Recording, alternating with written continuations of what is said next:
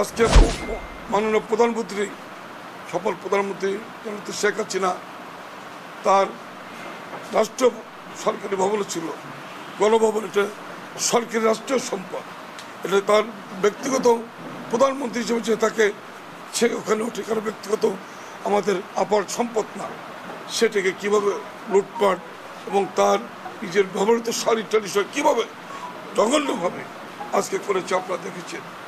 আজকে আপনারা দেখেছেন সারা বাংলাদেশে বঙ্গবন্ধু মুরাল কীভাবে অবমূল্য এবং কী বিকৃতভাবে যা ভাষায় প্রকাশ করা প্রস্তাব করে জাতির পিতার সারা পৃথিবীবাসী দেখেছে। পার্শ্ববর্তী আমাদের ভারত সব বিভিন্ন দেশ নিন্দা করেছে, এরা আপনার সেনা যারা দেশের বাংলাদেশের স্বাধীনতার পক্ষে।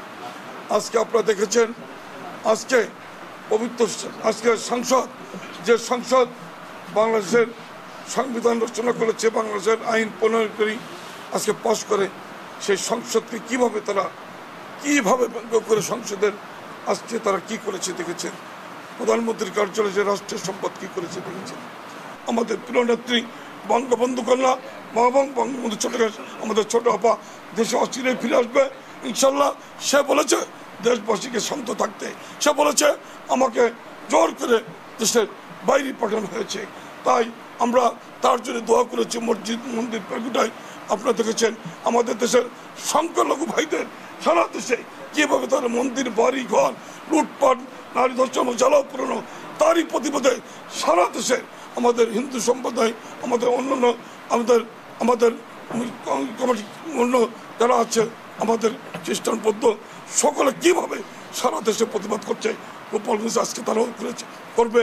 আমরা তাদের সাথে আমরা তাদের প্রতি আমরা একত্র আমরা সবাইকে বলেছি আমরা যাব না, তাদের এই দাবির প্রতি আমাদের সমর্থন আছে। আমরা তাদের এই দাবিগুলো এটা আমাদের দাবি ছিল, আমরা তাদের জালমাল সরকার আওয়ামী লীগ নিরাপত্তা দিতে পেরেছে, অন্য কোনো সরকার কোনোদিন দিতে পারেনি।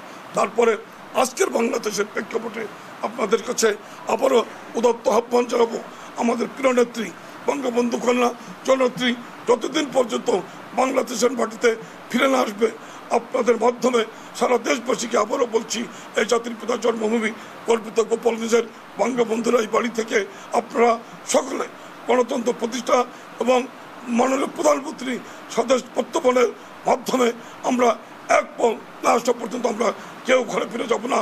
তাই আজকের সকল সাংবাদিক বন্ধুদের কাছে আমাদের গোপালগঞ্জের মানুষ আপনাদেরও অনুমতিটা দিয়ে আপনারা বঙ্গবন্ধু কন্যা কী করেছে আপনারা দীর্ঘ টানা এই 15 বছর এবং তার সরকারের যে টানা পঞ্চমবারের মতো সরকার প্রধানে 15 তারিখের কর্মসূচি সকাল 10:30টায় আমরা বঙ্গবন্ধুর সমর্থিত পুষ্পমাল্য অর্পণ করব।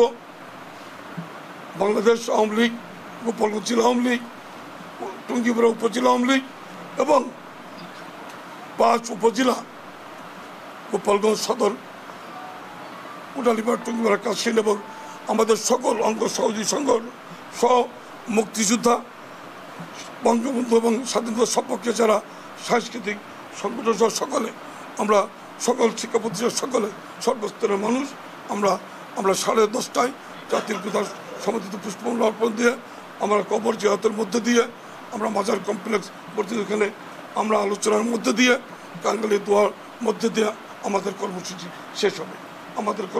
শেষ হবে আমরা সকলে কালো পতাকা কালো ব্যাজ ধারণ কালো জাতীয় পতাকা উদ্যোগের মধ্য দিয়ে আওয়ামী লীগের পতাকা জাতীয় পতাকা আওয়ামী লীগের দলীয় পতাকা উদ্যোগের মধ্য দিয়ে আমাদের কর্মসূচি আমরা শেষ করব।